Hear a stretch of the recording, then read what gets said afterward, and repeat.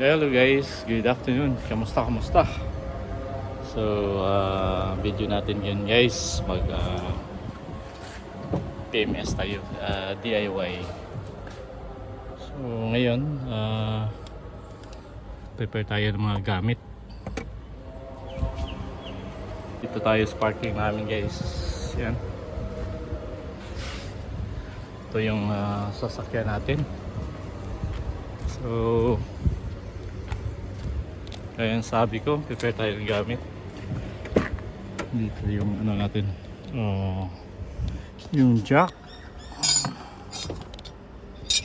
Saka yung iba nadala ko na sa labas.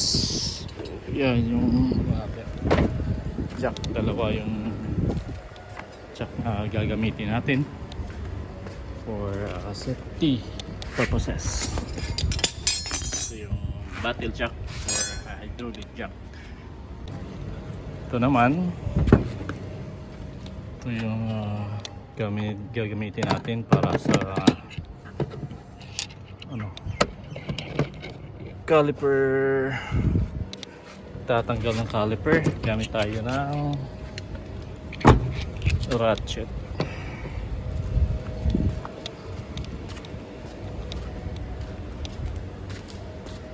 Yan guys. Dito tayo. Oops. Yan. Ito yung gagamitin natin guys. Para dun sa caliper. Kasi kailangan yun number 14 na socket. 14. So yung sa caliper holder is, if I'm not mistaken, 17 yata yun. At saka dito yung brake cleaner, tapos yung contact cleaner para dun sa sensor. What is this? Ito, contact cleaner sa sensor. Yung throttle para bukas sa susunod pag pag linis dun sa throttle body, at saka itong grease para dun sa sliding pin ng ating caliper para yun yung tutulak sa ating brake pads. So yan, dito tayo sa harap guys. So nung nakaraan kasi hindi namin natapos. So yung sa front left side at saka yung rear, yun yung aming PMS DIY. So ngayon, titingnan natin itong dito sa harap, dito sa kanan. Mamula tayo kasi napakainit dito sa labas guys. Summer kasi. At saka gagamit tayo ng dalawang jack. Yung battle jack or hydraulic jack. At saka yung isa, nailagay ko na yung scissor jack natin for protection din yan. So, ilagay natin para for safety nga. At least may pangharang natin yan sa gitna. So yan guys, umpisahan natin. Ano pala yung sa mga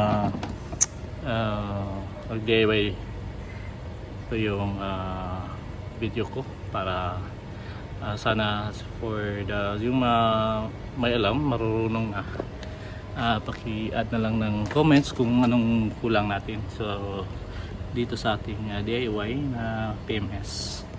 So ma-check natin yung brake pads, saka malinis na natin yung ABS sensor. And guys, so simulan natin.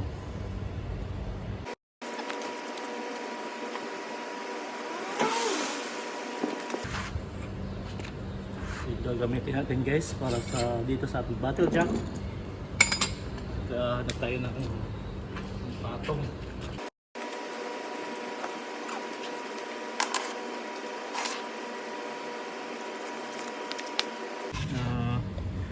Jack natin guys. Yan. So hahanapin lang natin yung kung saan yung point, jack point ba yun yung tawag nun. So, mabagal. Kasi lang.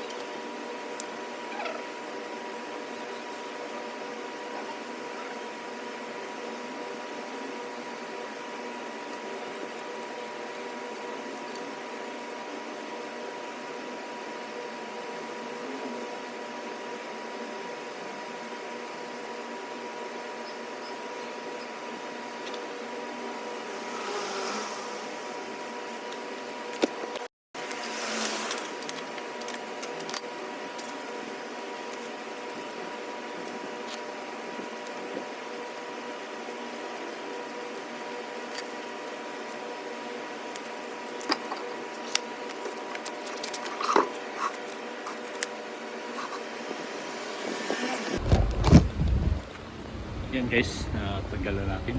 So itong gulong, ilagay natin dito for safety also. So dapat ganyan, dito mo ilalagay yung gulong pag napaklas mo. Yan guys. So linisan na natin. Gas guys. Ang hirap dito sa baba. Ang hirap tanggalin. So dito na muna tayo. Yan. So titingnan natin kung may malambot to ba itong ito dito, may grasa pa ba ito guys, ito yung dito guys. So malambot siya kasi 5 months before naka ano to pina-resurface natin yung rotor nya, tsaka ito lilinisan lang natin. Yan, ito yung linis natin dito guys, WD-40 para tatanggal yung grease, yung mga grasa.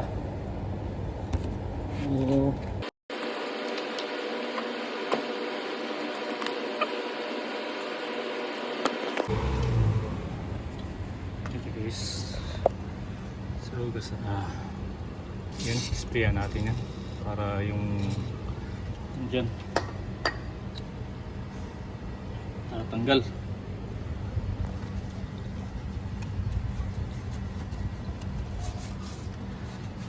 Hindi natin mabunot kasi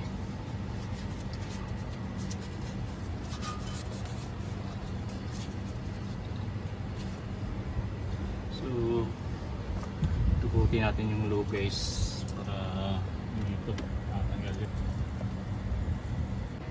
And yes, napakatigas. Paano ba ito matatanggal? Ngayon, sprayan natin ng brake cleaner to guys. Tapos hanap tayo ng pampumpok. Gas talaga.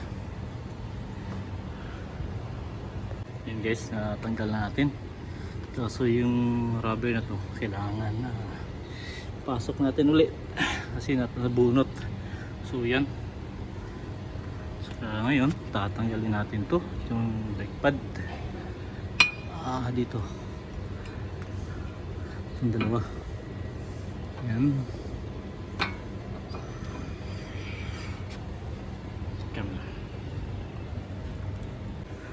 Yan guys, ito yung dito. So maitim na kaso wala tayong liha, wala tayong sandpaper. Dapat meron para ano, malihaan natin to. So ang gagawin lang natin, lagyan tayo ng brake cleaner at tapos pupunasan natin. Yan. Ito yung pinagpanguro. Ito guys, yung may gata ito dapat tatanggalan yan guys. Minsan kasi may mga maliliit na bato na stuck dyan. So pag ito ilalabas konti, ito yung tatama doon sa rotor disc nyo. Yan, magkakaroon ng mark yung rotor disc, magkakaroon ng ingay. Yan, kailangan tanggalin natin yun.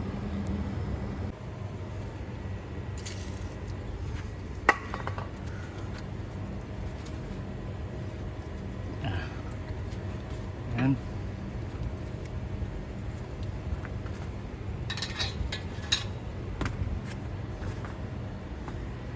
Nasa natin yan sa loob guys. Yan. Kasi may mga grease yan sa loob. So yan.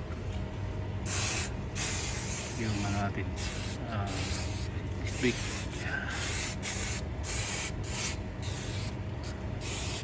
Sa natin yan ng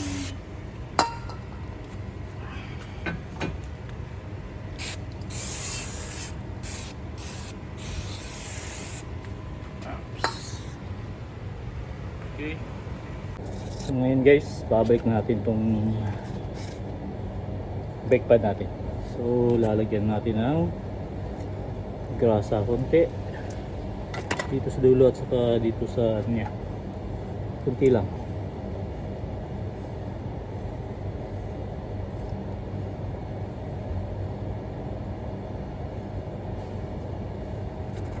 Sa likod to guys, huwag sa harap ha.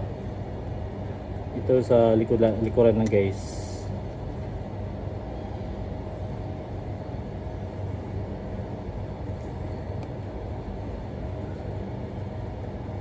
Tapos yung dulo guys. Yan kasi nagpi-play ito eh. Ito yung sa loob. Tapos nung sa labas, yan. Ay. Lalagyan din natin ng grasa guys sa likuran at saka itong sa dulo. Kunti lang. Yan guys, may pasok din natin. Ay, Islam. Akala ko mahirapan ako guys. Wow. Tapos ngayon, susunod natin itong brake caliper. Ito. So sprayan na natin ang dito saka yung brake cleaner. Yan guys, naibalik na natin yung brake caliper. So ang hirap mag video guys. Nasa natin kasi humid pa. Mahirap mag video guys pag wala kang masandalan. Saka yung stand ko nasa loob okay. So ngayon ang nilalagay natin itong sliding pin. Pagkatapos nyan yung sensor, yan yung ABS natin. Spray natin ng tawag dyan, contact cleaner para malinisan natin yung mismo sensor niya dito kasi yun ang ng tamang timpla ng brake. Sa yung apat na ganito guys, may kanya-kanyang sensor yan para kung sakaling magkaroon kayo ng mga sudden brake o yung biglang yung brake na talagang hindi magpa-pivot yung sasakyan kasi yung ABS yun yung nag-adjust ng brake. So yung apat na gulong pare-pareho yung pag-stop niya. So yan, tapos lagyan natin yung sliding pin. So ito yung sliding pin guys. So nalagyan na natin ng nalagyan natin ng DW40 para tagal yung race na luma. Tapos ngayon lalagyan natin ng panibago. Tama lang guys para hindi naman siya mag-stuck dun sa loob kung masubrahan sa grasa.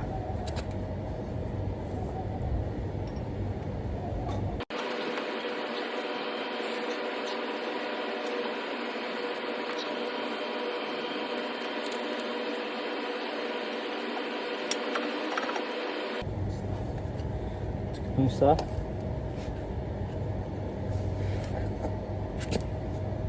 lalagyan din natin. So inisan natin guys.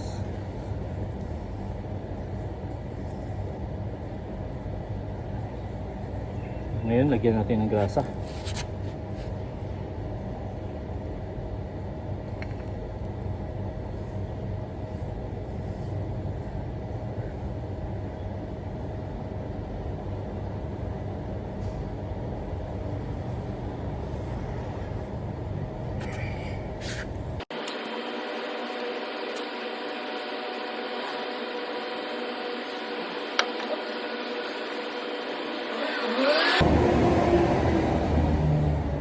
So ngayon,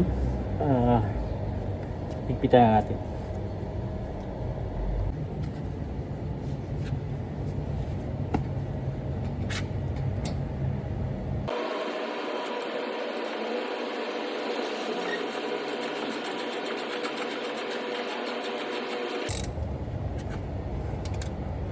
Tapos, doon sa baba guys.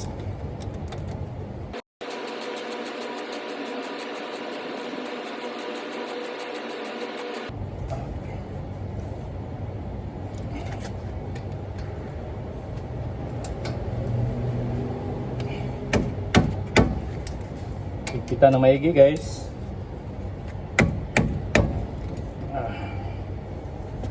Ano pa yan?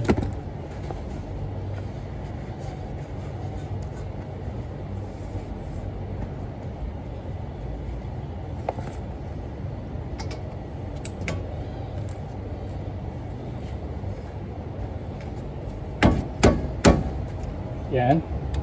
Dapat magpit siya guys. Okay. Ngayon susunod natin guys yung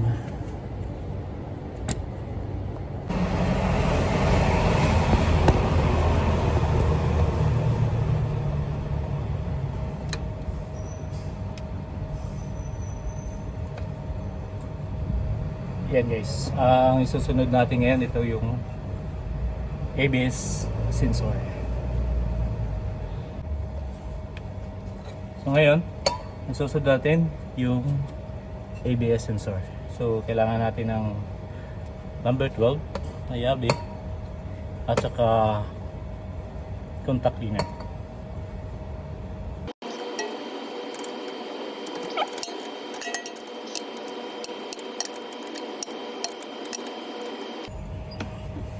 Tapos kamayin na para mas mabilis.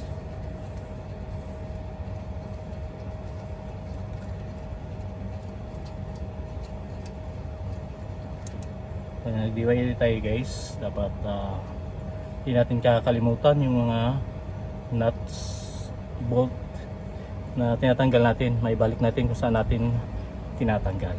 So ito na yung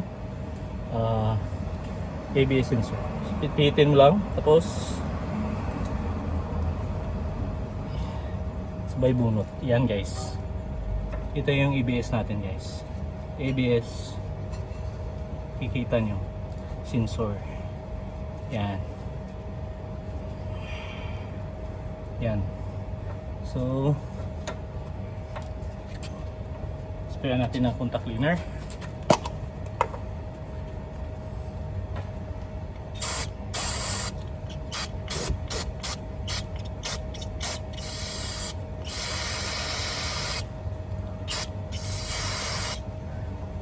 Tapos yung butas, okay, Tapos pwede na natin ilagay yan agad kasi tutuyo naman yan agad. So, pwede rin mga ilang seconds saka natin ibang.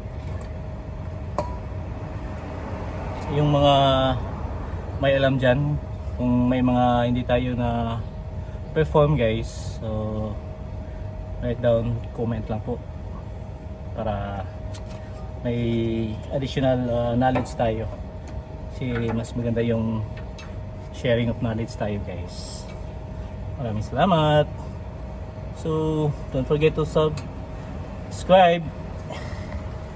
Yan, babalik na natin guys. At saka yung bolt at saka yung washer, ito may washer to guys, so yung mga baguhan. So kung nag-DIY kayo, huwag niyong kalimutan ilalagay din tong washer. Ito yan, tapos lagay. Kung may ratchet kayo, mas madali din. So may ratchet ako kaso nasa loob ng sasakyan, no? Kailangan pang kunin, so ito na lang. Yan.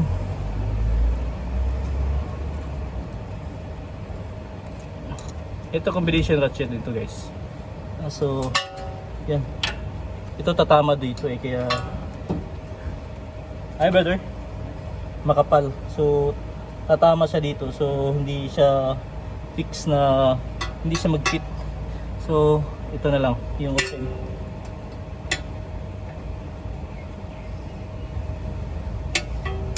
Make sure lang guys na mahigpit, huwag naman yung masyadong mahigpit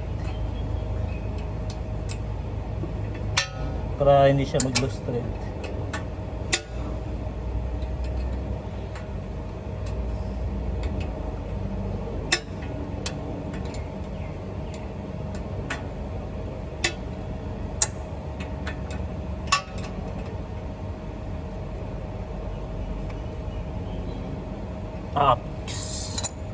Yan. So yung sliding pin natin na fix na, so ngayon pawis naman tayo guys, hindi tayo napawis, sobrang init. So babalik na natin. So, at least ang ano lang is hindi natin tanggal yung mga kalawang kasi wala tayong liha, sandpaper. At least sana kung may mga kunting rush or kalawang matatanggal natin. So yan, babalik natin yung gulong.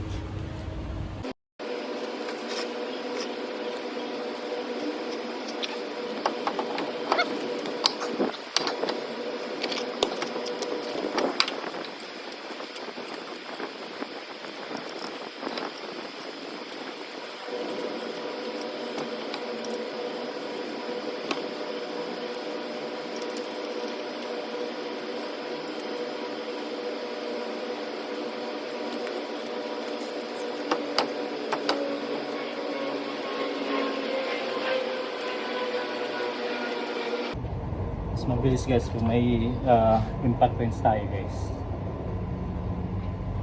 kasi ano yun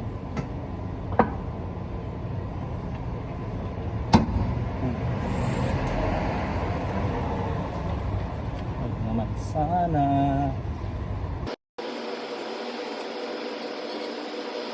Yan guys, luwagan natin yung scissor jack konti, tapos ito handa natin buksan, luwagan para okay, bababa yung gulong. Yan po, yan.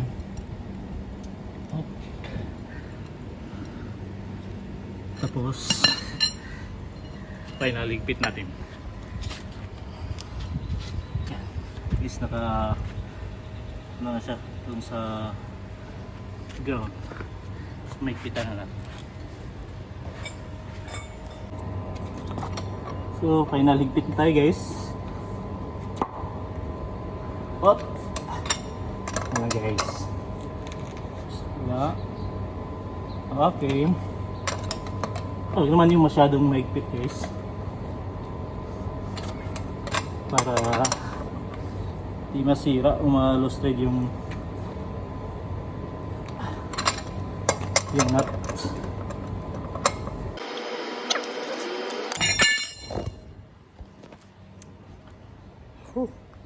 Para tayong lechon guys. Yun guys, oh, tirik na tirik pa yung araw. So it's 5 PM pero ang sakit ng sikat ng araw, saka yung hangin mainit, saka yung yung singaw ng lupa, yung mga simento, ang init talaga guys. So yan, magligpit na tayo ng gamit. So yan guys, ito yung mga gamit natin, yung battle jack, scissor jack, at saka ito yung clean for WD-40 para pantagal ng oil. Saka ito yung brake cleaner, contact cleaner, spray, saka yung grease natin. So ito yung ginagamit natin, mga tools. So liligpit na natin guys.